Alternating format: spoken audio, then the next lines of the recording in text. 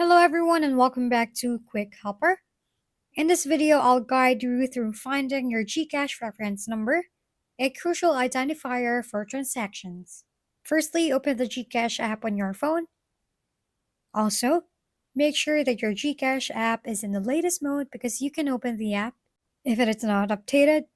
So go ahead and update it in Play Store or on your App Store. Now navigate to the History tab. Allocate the specific transactions for which you require the reference number. Tap on the transaction to access its details. From there, you'll find the reference number displayed. Keep in mind, the reference number is only visible for a limited time after the transaction. For older reference numbers, you may need to reach out to GCash customer support for assistance. Thank you for watching. We hope this video helped you figure things out.